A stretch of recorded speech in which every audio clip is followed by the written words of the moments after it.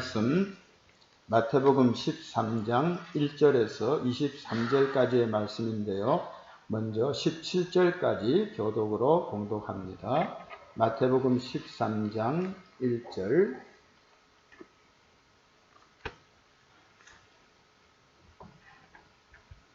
그날 예수께서 집에서 나가사 바닷가에 앉으시매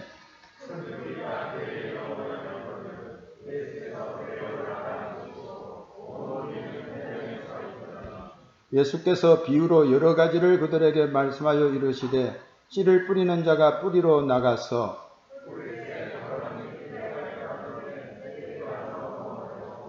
더러는 흙이 얕은 돌밭에 떨어짐에 흙이 깊지 아니하므로 곧 삭이 나오나 더러는 가시떨기 위에 떨어짐에 가시가 자라서 기운을 막았고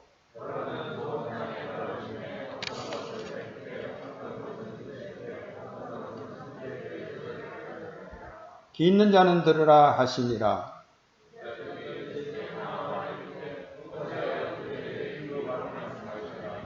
대답하여 이르시되 천국의 비밀을 아는 것이 너희에게는 허락되었으나 그들에게는 아니 되었나니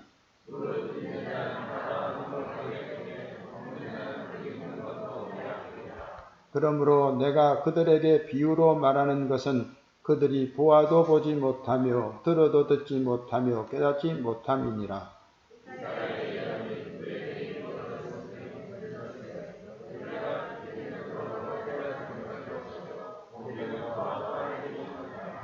이 백성들의 마음이 완악하여져서 그 귀는 듣기에 둔하고 눈은 감았으니 이는 눈으로 보고 귀로 듣고 마음으로 깨달아 돌이켜 내게 고침을 받을까 두려워함이라 하였느니라.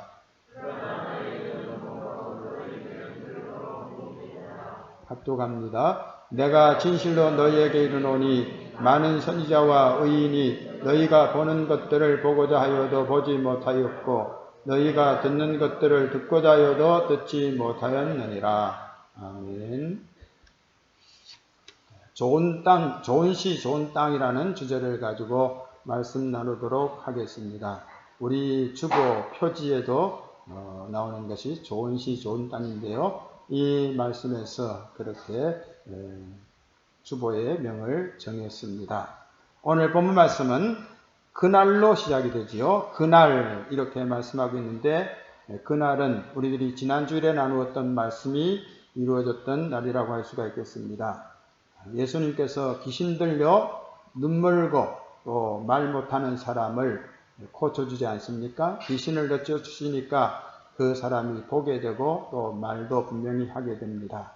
그것을 지켜본 사람들이 예수님을 가리켜서 이 사람이 바로 다윗의 자손이 아닌가, 구약의 선지자들이 우리에게 예언했던 말씀대로 세상의 구세주 메시아 그리스도가 바로 이분이 아닌가 하고 예수님을 흠모하게 됩니다. 하지만 바리새인들은 오히려 예수님을 매도하면서 이 사람이 귀신의 왕 바알세불을 힘입어 귀신을 쫓아낸다, 그렇게 소문을 퍼뜨리게 되지요. 그 소문이 예수님의 가족에게까지 들렸고 그 소식을 듣는 예수님의 가족들이 급하게 예수님을 붙들기 위해서 찾아오지 않습니까? 그때 예수님께서는 이 불신에 동조하는 가족들을 외면하면서 누가 내 형제며 자매며 어머니냐?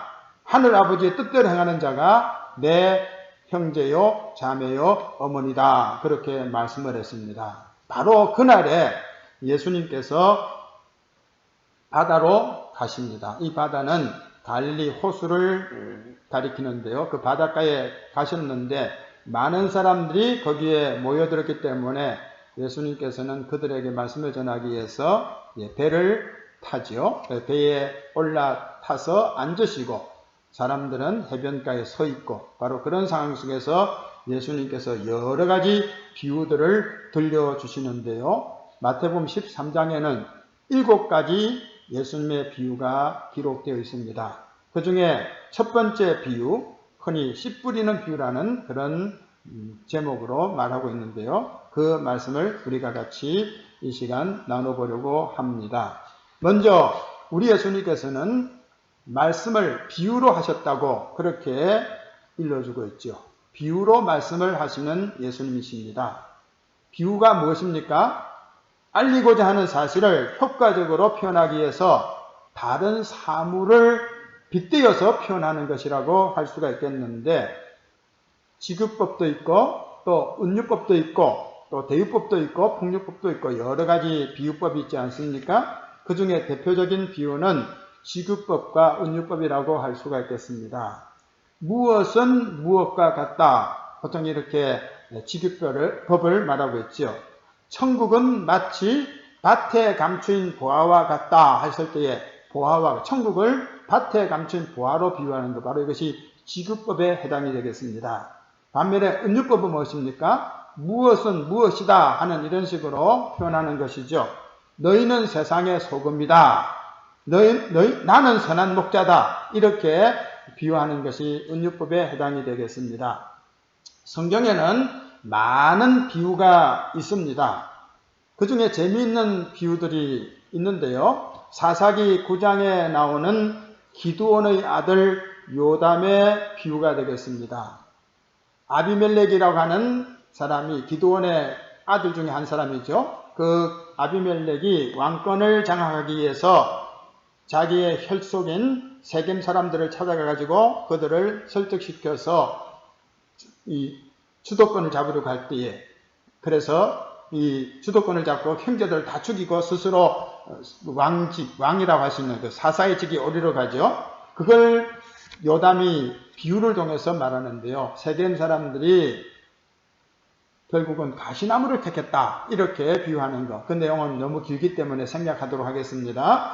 그 다음에 이제 사무엘하 12장에 보면은 다윗이 우리아의 아내를 빼앗아서 동침하고 우리아를 죽인 이 일이 있은 다음에 나단 선지자가 찾아가서 다윗 왕에게 하나의 얘기를 들려주지 않습니까? 부잣집에 손님이 왔는데 부자가 자기 집에 있는 가축으로 손님 접대한 것이 아니라 가난한 집에서 기르는 암양을 빼앗아 가지고 손님 접대했다 하는 이런 비유를 들려주면서 바로 그 사람이 당신이다 하는 것, 여러분들이 잘 알고 있는 내용이라고 할 수가 있겠습니다. 그리고 구약에 나오는 아가서에는 처음부터 끝까지 비유로 표현되어 있기 때문에 참 해석하기가 어렵다, 그렇게 말씀드릴 수가 있겠습니다. 선지자들이 대부분 이런 비유들을 사용을 했는데요. 에스겔서 20장 49절에는 이런 말씀이 있습니다. 에스겔이 탄식하면서 하는 말이죠. 아, 주 여호와여, 그들이 나를 가리켜 말하기를 그는 비유로 말하는 자가 아니냐 하나이다. 그러니까 에스겔의 말은 못 알아듣겠다. 저 사람은 늘 하는 말이 이상한 말만 한다. 비유로만 말한다. 이렇게 사람들이 나를 비난하는데 그래도 내가 비유로 말해야 합니까? 이렇게 에스겔이 탄식하는 것을 볼 수가 있습니다. 근데 비유는 분명히 의미를 담고 있는데요. 하지만 때때로 전달자의 의도와는 전혀 다르게 해석되는 경우가 있지 않습니까? 나단 선지자가 비유할 때는 다윗을 가리켰는데 다윗은 그걸 모르고 그 사람 죽일 사람이다 이렇게 말하지 않습니까? 이렇게 이 비유가 제대로 해석되지 못하는 경우들이 많이 있는 겁니다. 요한계시록에도 많은 비유가 있는데 그것이 곡해되어서 계시록을 잘못 해석함으로써 많은 이단이 발생하고 있는 것을 보게 됩니다. 이런 위험에도 불구하고 예수님께서 비유로 말씀하신 그 이유는 무엇입니까? 그것은 천국의 비밀이기 때문입니다. 천국의 비밀. 천국은 우리가 볼 수 없는 것이기 때문에 비유로 표현할 수밖에 없다는 사실이죠. 천국의 비밀. 천국의 비밀이기 때문에 비유로 말씀을 한 겁니다. 그러면서 제자들에게 이렇게 말씀하시죠. 천국의 비밀을 아는 것이 너희에게는 허락되었으나 그들에게는 아니 되었다. 무릇 있는 자는 받아 넉넉하게 되되 없는 자는 그 있는 것도 빼앗기리라. 그러므로 내가 그들에게 비유로 말하는 것은 그들이 보아도 보지 못하며 들어도 듣지 못하며 깨닫지 못함이니라. 천국의 비밀을 택한 백성들에게만 드러내기 위해서 그렇게 비유로서 말씀한다고 하는 것입니다. 이것은 이사야 선지자가 이미 예언한 말씀이 되겠습니다. 이사야 선지자의 연대로 하나님의 자녀들은 비유를 통해서 천국의 비밀을 더 쉽게 이해하게 되겠지만은 마음이 완악한 사람들은 말씀을 들어도 그것을 제대로 깨닫지 못하게 되는 거죠. 14절 15절에 보면은 이사야의 예언이 그들에게 이루어졌으니 일렀으되 너희가 듣기는 들어도 깨닫지 못할 것이요 보기는 보아도 알지 못하리라.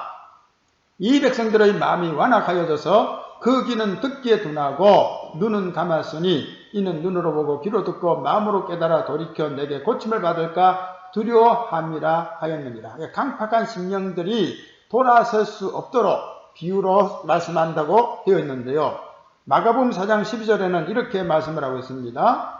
그들로 보기는 보아도 알지 못하며 듣기는 들어도 깨닫지 못하게 하여 돌이켜 제3을 얻지 못하게 하려 함이라. 택한 백성들만 말씀을 듣고서 은혜 받아서 회개하는 것이지 택함 받지 못한 사람들은 아무리 귀한 말씀 들려줘도 그 말씀을 통해서 변화되지 않는다 하는 그런 의미로서 마가복음 4장 10절에는 제3을 얻지 못한다 그렇게까지 말씀하고 있습니다. 똑같은 자리에 앉아서 똑같은 말씀을 들어도 은혜 받는 사람이 있는가 하면은 말씀을 곡해해서 오히려 실족하는 이런 경우도 많이 있지 않습니까? 그래서 우리는 성경을 읽을 때나 또 하나님 말씀을 들을 때에 그 말씀을 온전히 깨달을 수 있도록 성령의 도우심을 간청해야 될 것입니다. 그래서 예배 시간에 미리 나와서 마음 준비하면서 주님 오늘도 나의 귀를 열어서 말씀을 듣게 하시고 내 눈을 열어서 주의 말씀을 제대로 보게 하시고 깨닫게 하소서 이렇게 간구할 필요가 있는 것 아니겠습니까? 예수님께서는 제자들에게 이 다른 청중과 달리 너희들은 깨달을 수 있으니 복 있는 사람이라고 그렇게 말씀을 하시죠. 16절에 보면은 너희 눈은 봄으로 너희 귀는 들음으로 복이 있도다. 내가 진실로 너희에게 이르노니 많은 선지자와 의인이 너희가 보는 것을 보고자 하여도 보지 못하였고 너희가 듣는 것을 듣고자 하여도 듣지 못하였다 말씀하고 있습니다. 구약 시대에 많은 믿음의 사람들이 거쳐갔죠. 그리고 선지자들도 많지 않았습니까? 근데 그들은 하나님이 약속하신 그리스도, 메시아, 구세주 그분이 오시기를 갈망했지만은 그분을 보지 못하고 그들이 세상을 하직하지 않았습니까? 그렇지만 제자들은 바로 그 메시아 예수 그리스도께서 그들과 함께하면서 친히 말씀을 풀어주시니 얼마나 그들이 귀한 복을 받은 자들인가 그걸 말씀하고 있는 겁니다. 여러분은 어떻습니까? 구약에 나오는 위대한 믿음의 믿음의 사람들하고 믿음의 선진들하고 나 자신을 비교할 때 누가 더 복이 있다고 생각을 하십니까? 아브라함이 더 복 있는 자일까? 내가 더 복 있는 자일까? 한번 여러분들이 성경을 통해서 생각해 보시기 바랍니다. 히브리서에 이런 말씀이 있습니다. 이 사람들은 다 믿음으로 말미암아 증거를 받았으나 약속된 것을 받지 못했다. 이 사람이라는 것은 아벨로부터 시작해서 쭉 믿음의 조상들의 얘기를 말하는 거죠. 히브리서 11장이 믿음의 조상들의 얘기 아닙니까? 이 사람들이라는 것은 앞에 쭉 나열했던 아벨 이후로 쭉 믿음의 사람들의 얘기인데 이분들은 믿음으로 말미암아 증거는 받았지만 약속된 것을 받지 못했다. 약속된 것이 뭡니까? 바로 예수 그리스도 메시아죠. 근데 받지 못하고 간 거예요. 그렇지만 이는 하나님이 우리를 위하여 더 좋은 것을 예비하셨은즉 우리가 아니면 그들로 온전함을 이루지 못하게 하려 하십니다. 그러니까 신약 성도들은 구약 성도들보다 더 복되다 그렇게 말씀드릴 수가 있겠습니다. 그럼에도 불구하고 많은 사람들이 그 복을 복으로 알지를 못해요. 그 옛날 남방 여왕이 솔로몬의 소문을 듣고서 땅끝에서부터 찾아오지 않습니까? 그 지혜로운 말을 듣고 싶어서 멀리서부터 찾아왔습니다. 그리고 솔로몬의 그 지혜로운 말을 친히 듣고서 감복하죠. 그러면서 어떻게 말을 합니까? 복되도다 당신의 사람들이요. 복되도다 당신의 이 신하들이요. 항상 당신 앞에 서서 당신의 지혜를 들으미로다. 솔로몬 앞에서 상시 모시면서 말씀 듣는 당신의 사람들, 이 솔로몬 제국에 있는 모든 사람들 참 복 있는 사람이다 하고서 남방 여왕 스바 여왕이 그렇게 감탄하지 않습니까? 근데 사람들은 그걸 복으로 알지를 못하고 있다는 겁니다. 예수님도 마찬가지예요. 예수님께서 그 귀한 말씀을 들려주심에도 불구하고 사람들은 다 기가 막혀서 그걸 제대로 받아들이지 않지 않았습니까? 그래서 예수님께서 이렇게 말씀하시죠. 지난주일에 우리 나눴던 말씀인데 심판때에 남방여왕이 일어나 이 세대 사람을 정죄하리니 이는 그가 솔로몬의 지혜로운 말을 들으려고 땅끝에서 왔음이거니와 솔로몬보다 더 큰 이가 여기 있느니라. 솔로몬보다 더 크신 예수님 밑에서 예수님 말씀 듣는 거 얼마나 귀한 것이냐. 그걸 모르니 결국은 심판의 날에 남방여왕에게 오히려 정죄를 받게 될 것이라고 말하는 것입니다. 우리가 진리의 말씀을 듣고 진리의 말씀을 배울 수 있다는 것, 이것이 얼마나 귀한 복인지 여러분들이 자각해야 할 것입니다. 어느 날 한 여인이 예수님께 찾아와서 이렇게 외치지요. 당신을 뵌 태와 당신을 먹인 젖이 복이 있나이다. 예수님께서 하시는 일들을 보면서 너무너무 감격하면서 당신을 뵌 태, 당신을 먹인 젖이 복이 있다. 다시 말해서 마리아가 복이 있는 사람이라고 그렇게 말을 하는 거죠. 그때 예수님께서 어떻게 대답을 하십니까? 오히려 하나님의 말씀을 듣고 지키는 자가 복이 있다 그랬어요. 마리아보다도 하나님의 말씀을 듣고 하나님의 말씀을 지키는 자가 더 복이 있다 그랬어요. 그걸 우리들이 깨달아 알아야 될 것입니다. 여러분들이 요한계시록의 말씀을 많이 읽고 또 묵상을 하죠. 근데 요한계시록에는 7가지 복이 나옵니다. 여러분들이 시간이 나면은 요한계시록에서 어떤 것이 복이 있는지 복에 대한 내용들을 쭉 찾아보시기 바랍니다. 7가지 복이 나오는데요. 그 중에 첫 번째 나오는 복이 뭡니까? 말씀의 복이죠. 이 예언의 말씀을 읽는 자와 듣는 자와 그 가운데 기록한 것을 지키는 자는 복이 있나니 때가 가까웁니다. 요한계시록 1장 3절에 말씀을 사모하고 말씀대로 살아가는 사람들이 복이 있다고 분명히 말씀을 하고 있습니다. 그럼 우리는 어떤 사람들입니까? 예수님 당시의 사람들은 예수님 말씀 한 번 듣고 예수님의 말씀이 이렇게 소리니까 사라져서 반복 듣지 못하지 않습니까? 물론 사람들을 통해서 구전되어서 자꾸 반복되었겠지만은 일단 한번 스쳐간 말씀 아닙니까? 근데 우리는 어떻습니까? 복음서를 통해서 얼마든지 우리들은 반복해서 말씀을 접할 수 있어요. 집에서 그냥 책을 펼치면은 예수님 말씀 늘 들을 수 있지 않습니까? 볼 수 있지 않습니까? 또 요즘 같은 시대에는 그저 말씀 녹음된 거 얼마나 많습니까? 스마트폰에서 얼마든지 여러분들이 말씀을 듣고 싶으면 들을 수 있지 않습니까? 정말 우리는 복된 사람들이다. 또 오늘에는 매스미디어가 발달되어 가지고 정말 말씀 선포 잘하는 분들의 그런 동영상들을 유튜브를 통해서 얼마든지 여러분들이 기회 있을 때마다 들을 수 있지 않습니까? 정말 우리는 말씀이 넘쳐나는 이 시대에 살고 있는 복된 사람인 것을 알아야 될 것입니다. 근데 그 복이 복으로 들어오지 못하는 것 참 안타까운 일인데요. 그걸 우리 예수님께서 씨 뿌리는 비유로 들려주신 것이죠. 3절에 보면은 예수께서 비유로 여러 가지를 그들에게 말씀하여 이르시되 씨를 뿌리는 자가 뿌리로 나가서 그래서 여러 가지를 그들에게 비유로 말씀하셨는데요. 마태복음 13장에는 7가지 비유가 나오는데 그 중에 첫 번째 나오는 비유가 씨를 뿌리는 자의 비유입니다. 보통 4가지 밭의 비유라고도 말씀드릴 수가 있겠는데요. 씨앗을 뿌렸는데 그 씨앗이 일부는 길가에 떨어지게 되죠. 4절에 보면은 더러는 길가에 떨어짐에 새들이 와서 먹어버렸다. 씨를 뿌렸는데 씨가 길가에 떨어진 거예요. 그 떨어진 씨는 땅에 들어가지 못하고 뒹굴죠. 나뒹굴죠. 그때 이제 새들이 와서 먹어버렸다는 겁니다. 그러면 두 번째는 어떤 밭이 있습니까? 흙이 아주 얇게 덮여있는 돌밭에 떨어진 겁니다. 그러니까 이내 싹을 내지만은 뿌리를 내리지 못하여서 결국 타 죽고 말죠. 5절 6절 더러는 흙이 얕은 돌밭에 떨어짐에 흙이 깊지 아니하므로 그 싹이 나오나 해가 돋은 후에 타서 뿌리가 없으므로 말랐다 말씀하고 있습니다. 그 다음에 또 어떤 밭이 있습니까? 7절에 나오는 밭이죠. 가시떨기 있는 밭입니다. 더러는 가시떨기 위에 떨어짐에 가시가 자라서 기운을 막았다. 가시떨기에 떨어지니까 이제 같이 자라나는데 기운을 막은 거죠. 가시떨기가 덮였으니까 더 이상 성장하지 못하게 됐다는 겁니다. 그 다음에 이제 어떤 밭이 있습니까? 좋은 땅의 이야기죠. 더러는 좋은 땅에 떨어짐에 어떤 것은 100배, 어떤 것은 60배, 어떤 것은 30배의 결실을 하였다. 그렇게 말씀을 하고 있습니다. 예수님의 비유는 그 시대의 사람들이 흔히 접할 수 있는 그런 소재들을 가지고서 사용을 하신 겁니다. 농경 사이에서 흔히 볼 수 있는 상황을 지금 천국의 비밀로서 주님께서 비유로 말씀을 해 주셨는데요.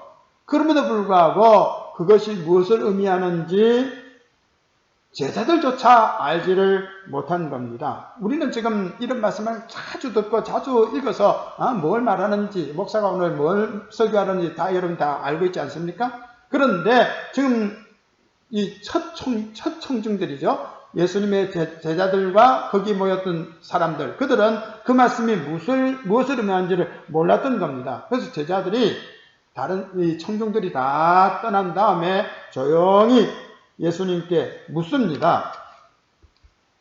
그때 예수님께서 그 제자들에게 이 씨 뿌리는 비유를 들려주시는 것을 보게 되는데요. 이제 해석이라 할 수가 있겠습니다. 그래서 오늘 본 말씀 18절부터 마지막 부분에 나온 내용이 예수님의 그 씨 뿌리는 비유에 대한 해석이 되겠습니다. 씨를 뿌리는 자는 누구겠습니까? 씨를 뿌리는 자는 씨를 먼저 알아야 되겠죠. 씨가 바로 천국 말씀이다. 본문에 나와 있지 않습니까? 씨를 천국 말씀이라고 했죠. 이렇게 19절에 보면 천국 말씀이라고 되어 있으니까 천국 말씀 전하는 자가 씨 뿌리는 자죠. 예수님이 씨를 뿌리는 자였고 그리고 전도자들이 씨를 뿌리는 자라고 할 수 있고 오늘은 강단에서 하나님 말씀을 선포하는 목사들이 씨 뿌리는 자라 그렇게 생각을 해볼 수가 있지 않겠습니까? 그리고 씨는 하나님 말씀이니까 그러면은 그 네 종류의 밭은 무엇을 가리키겠습니까? 말씀을 듣는 청중들의 좀 더 구체적으로 말하면 청중들의 그 마음 상태를 가리키는 것이라고 할 수가 있겠는데요. 길가에 떨어진 씨앗에 대해서 생각해 보십시다. 길은 어떻게 형성이 되는 겁니까? 사람들이 자주 왕래하다 보면은 이게 좋은 땅이라고 해도 이게 자꾸 다져져서 나중에는 굳어지게 되죠. 단단한 길가가 되죠. 그러면은 씨앗이 떨어져도 파고 들어가지 못하면 나뒹굴죠. 그러면 이제 새들이 그것을 먹는 것 아니겠습니까? 말씀 자리에 앉아 있는데 내 속에 막 잡다한 생각들이 막 지나가는 거예요. 내가 집에서 나올 때에 집에 뭐 제대로 문을 잠그고 나왔나? 이렇게 생각하는 분이 계시죠. 이런 생각, 잡다한 생각 하는 거예요. 내가 어저께 어떻게 했는데 그건 잘 돼 갈까? 이런 생각도 하는 거죠. 말씀 자리에 앉아서도 자꾸 딴 생각을 하는 거예요. 온갖 잡다한 생각들이 자꾸 지나가게 되면은 우리의 마음이 이렇게 길가처럼 되는 겁니다. 그러면은 말씀의 씨앗이 결코 자리를 잡지 못하게 되는 거죠. 그러면은 새가 먹어버리는데 이 새를 악한 자라고 그렇게 말하고 있습니다. 악한 자가 와서 마음에 뿌려진 것을 빼앗는다 말하고 있죠. 악한 자가 누구겠습니까? 사탄이죠. 사탄. 지금 사탄이 지금 예배 자리에까지 와서 지켜보고 있는 거죠. 이제 보면 그렇죠. 정말 어떤 사람이 어떤 생각을 품고 있는가 보는 거죠. 악한 자 마귀는 뭘 잘합니까? 이걸 압니다. 믿음은 들음에서 나고 들음은 그리스도의 말씀으로 말미암다는 것을 아는 거예요. 하나님의 말씀이 바르게 선포되고 그 말씀을 제대로 들으면은 사람들이 믿음으로 살아가게 된다는 것을 마귀가 잘 아는 거예요. 그러니까 하나님 말씀이 제대로 선포되지 못하게 방해하고 또 말씀을 제대로 듣지 못하도록 악한 사탄이 역사하고 있는 겁니다. 그래서 길가가 되면은 말씀을 빼앗길 수밖에 없는 거죠. 흔한 것들이 있습니다. 예배당에 와가지고 이제 조는 사람이 있어요. 잠자는 사람들. 졸면은 길가인데 조니까 말씀이 안 들어가는 거죠. 졸지 않도록 해야 됩니다. 주일 전에는 좀 일찍 자고 해가지고 주일에 가서 예배는 내가 오늘 말씀 잘 들어야 되겠지 준비를 해야 되는 겁니다. 사도행전에 보면은 유두고라고 하는 청년이 있어요. 유두고라는 청년이 창에 걸터 앉아 있다가 깊이 졸더니 바울이 강론하기를 더 오래 하며 졸음을 이기지 못하여 3층에서 떨어지거늘 이렇게 보니 죽었는지라. 이런 사고가 발생하면 곤란하겠죠. 바울 사도님은 이제 마지막 이곳에서 이제 마지막 설교라고 떠나는 거예요. 이제 자기가 순교자의 길로 간다는 거 아는 거예요. 그러니까 얼마나 간절했겠습니까? 그래서 오랫동안 말씀 전하는 거예요. 이제 마지막이니까. 그런데 그 은혜로운 자리에서 유두고는 졸다가 결국은 떨어져 죽는 거죠. 영혼이 죽고 육신까지 죽는 거죠. 말씀 자리에서 졸음이 오면은 여러분들이 조심해야 됩니다. 졸음이 오면은 못 견뎌요. 그렇지 않습니까? 아무리 엄중한 자리라도 졸음이 찾아오면 밀려오면은 못 견뎌요. 그렇기 때문에 우리가 주일 전에는 좀 피곤하지 않도록 준비하고 주일 예배에 와서는 말씀에 집중할 수 있도록 은혜 달라고 하나님 앞에 기도할 필요가 있습니다. 그리고 좀 전에 말씀드린 것처럼 딴 생각하는 거, 집 생각하고 사업 생각하고 수업 생각하고 이런 생각하지 않도록 말씀에 집중해야 되겠습니다. 그리고 우리가 말씀을 들으면은 그 말씀이 은혜로 다가가지 못하도록 방해하는 방해꾼이 있다는 것도 잊어서는 안 됩니다. 사도행전 13장에 보면은 바보에 이르러, 이 바보는 이제 지역 이름입니다. 섬 이름입니다. 섬에 있는 지역 이름인데요. 바보에 이르러 바예수라 하는 유대인 거짓 선지자인 마술사를 만나니 그가 총독 서기오 바울과 함께 있으니 서기오 바울은 지혜 있는 사람이라 바나바와 사울을 불러 하나님 말씀을 듣고자 하더라. 이제 바나바와 사울이 이제 선교 여행을 떠났는데 이 곳에서 지금 바보에서 말씀을 전하는데 그걸 방해하는 거예요. 마술사 엘루마, 그 이름이 번역하면 마술사라. 그들을 대적하여 총독으로 믿지 못하게 힘썼다 해서 말씀을 받지 못하도록 방해하는 이런 세력이 있다는 것을 기억해야 될 것입니다. 그렇기 때문에 우리들은 말씀에 주의해야 되겠다. 오늘 주시는 말씀 빼앗기지 말아야 되겠다. 그렇게 생각이 될 것입니다. 우리 마르다와 마리아 얘기 잘 알죠? 예수님이 손님 초대를 받아서 마르다의 집에 갔는데 마르다는 예수님 손님 접대하느라고 마음이 분주한 거예요. 그런데 마리아는 조용히 주님의 무릎에 앉아서 말씀 듣는 거죠. 무릎 앞에 앉아서 말씀 듣는 거죠. 그럼 마르다가 화딱지 난 거죠. 나는 이렇게 열심히 일하는데 마리아 저는 뭐냐? 예수님 저 마리아를 좀 충고해가지고 나와 같이 좀 일 좀 하게 해주세요. 할 때에 예수님께서 이런 말씀하죠. 예수께서 나아가 이르시되 주께서 대답하여 이르시되 마르다야 마르다야 내가 많은 일로 염려하고 근심하나 몇 가지만 하든지 혹은 한 가지만이라도 족하니라. 마리아는 이 좋은 편을 택하였으니 빼앗기지 아니하리라. 예수님이 기뻐하는 것은 뭐 음식을 잘 장만해서 대접하는 거 기뻐하는 것이 아니라 말씀 듣는 것을 기뻐한다는 거예요. 우리들이 주의 교회 와서 봉사하는 것 좋고 다 좋아요. 그렇지만 말씀 듣는 자리에서는 우리가 빠지지 않도록 말씀을 소홀히 하지 않도록 항상 주의해야 할 것입니다. 그 다음에 두 번째 밭이 뭡니까? 돌밭이죠. 돌밭은 흙이 얇게 덮여져 있기 때문에 쉽게 씨앗이 뿌리를 내리는 거죠. 처음에 뿌리를 내리는데 깊이는 못 내려가는 거죠. 그러다가 이제 태양빛이 비치면은 결국은 타버린다는 거예요. 돌밭에 뿌려졌다는 것은 말씀을 듣고 즉시 기쁨으로 받되 그 속에 뿌리가 없어 잠시 견디다가 말씀으로 말미암아 환난이나 박해가 일어날 때에는 곧 넘어지는 자요라고 말씀하고 있습니다. 태양은 햇빛은 식물이 자라는데 꼭 필요한 요소죠. 그런데 뿌리를 내리지 못한 식물에게는 그 꼭 필요한 태양빛이 오히려 그들에게 타개하는 그런 요소가 된다는 말씀이 되겠습니다. 돌이 자리 잡고 있기 때문에 뿌리를 못 내린다고 했는데요. 돌은 무엇을 의미하겠습니까? 여러분들 나름대로 다 생각을 가지고 있을 겁니다.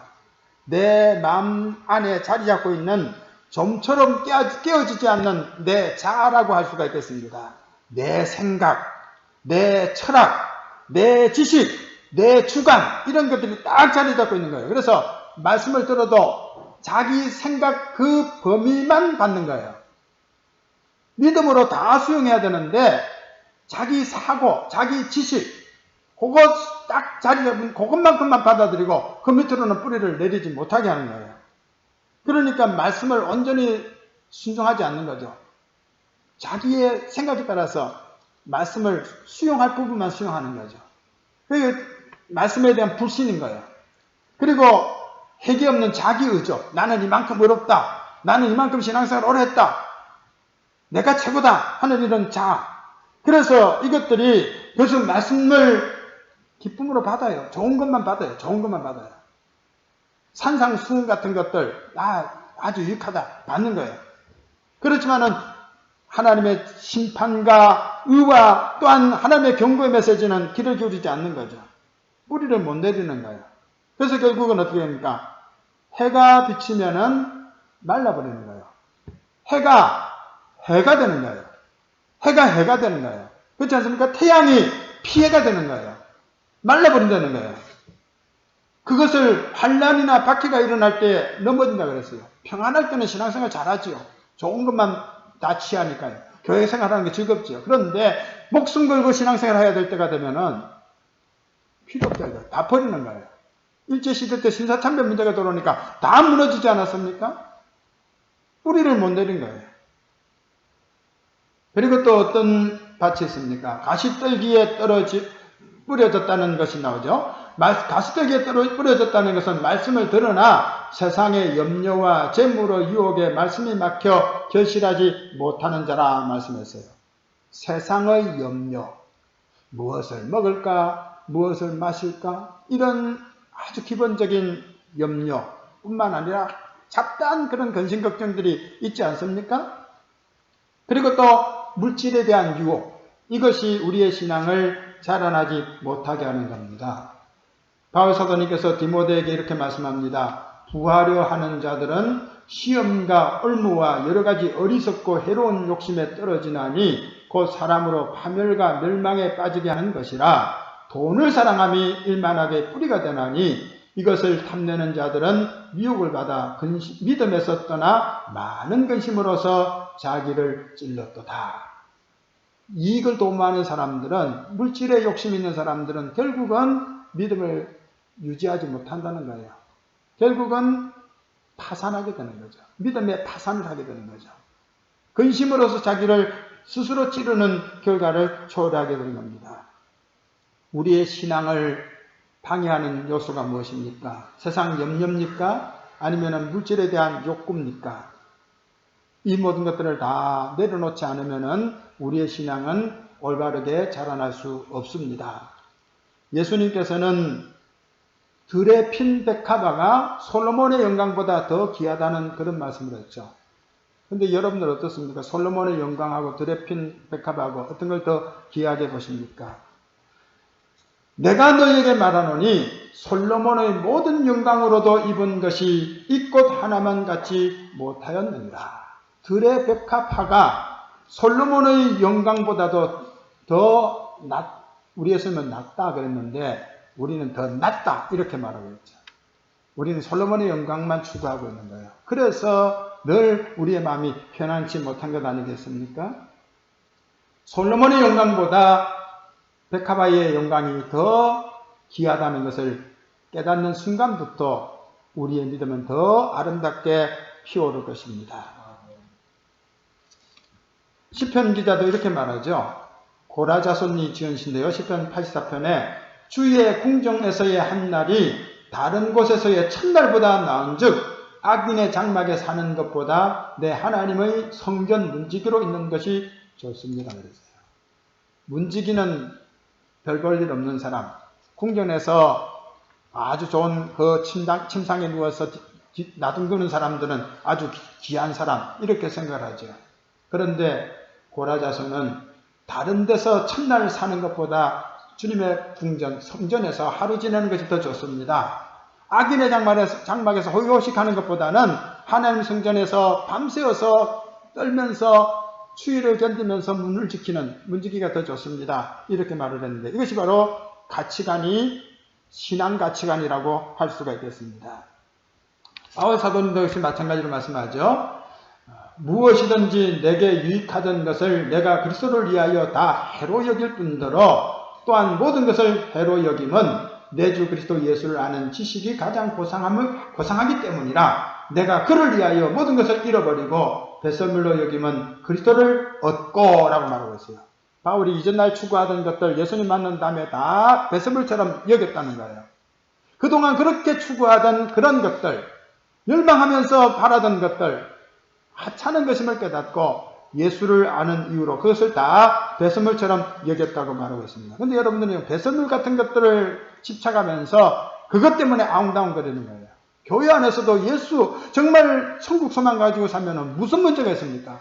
그런데 서로 아주 작은 것들 가지고서 서로 다투고 서로 분쟁하는 거예요. 우리의 가치관이 바뀌어야 될 것입니다. 모세를 보십시오. 모세는 장성하여 바로의 공주의 아들이라 칭함받기를 거절하고 도리어 하나님 백성과 함께 고난받기를 잠시 제약의 낙을 누리는 것보다 더 좋아하고 그리스도를 위하여 받는 수모를 애굽의 모든 보화보다 더 큰 재물로 여겼으니 이는 상주심을 바라봅니다. 공주의 아들이라고 하는 그런 위치, 그리고 애굽에 있는 그 보화, 그리고 애굽에서 누릴 수 있는 그 모든 낙, 그것을 다 내려놓고 그리스도를 위하여서 고난의 길, 십자가의 길로 나아갔던 것입니다. 그렇게 돼야 됩니다. 가시떨기에 언제나 우리들이 눌려 살아야 되겠습니까? 이 가시떨기를 벗어버려야 될 것입니다. 이제 마지막으로 남아있는 좋은 땅에 대한 말씀을 나눠보도록 하십니다. 좋은 땅에 있다는 것은 착하고 좋은 마음으로 말씀을 듣고 지켜 인내로 결실하는 자니라 라고 말씀하고 있습니다. 좋은 마음, 착한 마음 품어야 됩니다. 좋은 마음, 착한 마음은 근원적으로 주어진 것이 아니죠. 우리 아담 자손이기 때문에 다 사악해요. 아담 자손이기 때문에 우리 마음 다 거칠어요. 다 길까고 다 또 돌받치고 다 가시밭이에요. 이걸 개간을 해야 되는 거예요. 개간을 해야 됩니다. 하나님의 은혜를 힘입고서 개간을 해야 됩니다. 호세아가 외칩니다. 너희는 자기를 위하여 공의를 심고 인내를 거두라. 너희 묵은 땅을 기경하라. 지금 이곳 여호와를 찾을 때니 마침내 여호와께서 오사 공의를 비처럼 너희에게 내리시리라. 우리의 묵은 밭을 기경해야 됩니다. 은혜로 주님 앞에 나와서 우리의 마음을 뒤집어야 됩니다. 애통하는 마음으로 회개해야 됩니다. 가슴을 치면서 회개해야 됩니다. 그래서 우리의 마음이 다 빈 마음 옥토가 되어서 그래서 하나님의 은혜를 받을 때에 우리의 심령이 새로워지지 않겠습니까? 믿음은 들음에서 난다고 분명히 말씀하고 있습니다. 말씀 듣는 일을 힘쓰시기 바랍니다. 배려하신 자들을 가리켜서 우리들이 참 신앙의 모본이라고 말하고 있지 않습니까? 배려할 사람들 어떤 사람들입니까? 간절한 마음으로 말씀을 받고 이것이 그러한가 하여 날마다 성경을 상고함으로 그 중에 믿는 사람이 많고 라고 했어요. 말씀 중심의 신앙으로 베레아 교회가 바르게 선 거예요. 말씀 들을 때는 간절하게 듣고 또 그 말씀이 정말 성경적으로 옳은 말씀인가 성경을 통해서 그것을 다시 한번 반복 확인하는 학습하는 그래서 말씀을 통해서 깨달은 삶을 살아야 될 것입니다. 그런데 많은 사람들이 그렇지 못해요. 오늘은 무슨 설교를 하나 들어보자. 설교를 잘하나 못하나 들어보자 하는 거예요. 에스겔 당시에 유대인들이 그랬죠. 그들은 내가 고운 음성으로 사랑의 노래를 하며 음악을 잘하는 자같이 여겼나니 내 말을 듣고도 행하지 아니한다고 그랬어요. 에스겔이 간절한 마음으로 하나님의 말씀을 전했는데 그 당시 사람들은 한번 들어보자 이거예요. 들어보자. 얼마나 고운 목소리로 노래를 하는지 들어보자. 여러분, 오늘 우리들이 에스겔 당시의 유대인들처럼 그렇게 강팍하고 교만한 마음 가지고 말씀 앞에 서서는 안 됩니다. 주의 종을 통해서 하나님께서 오늘 나에게 무엇을 말씀하시는가? 말씀하옵소서 주의 종이 듣겠습니다는 이런 심정으로 엎드려 들어야 될 것입니다. 말씀을 듣는 사람이 복이 있습니다. 귀 있는 자는 들으라 해서 귀 있는 자는 들으라 그랬어요. 귀 있는 자는 들어야 돼요. 여러분들 영의 길을 가져야 됩니다. 요한계시록 2장 3장에 7교회에 대해서 주님께서 하신 말씀이 있는데 그 말씀마다 반복되는 것이 귀 있는 자는 성령이 교회들에게 하는 말씀을 들으라 말씀을 하고 있습니다. 하나님의 말씀은 좋은 시입니다. 우리의 마음밭을 개간하여 하나님의 귀한 말씀을 받아들이고 그래서 우리의 신앙이 성장해서 주님이 보시기에 합당한 아름다운 열매를 많이 맺고 살아가는 모든 성도들이 되시기를 축원합니다. 205장 찬송하면서 예비하신 헌금 드리십시다.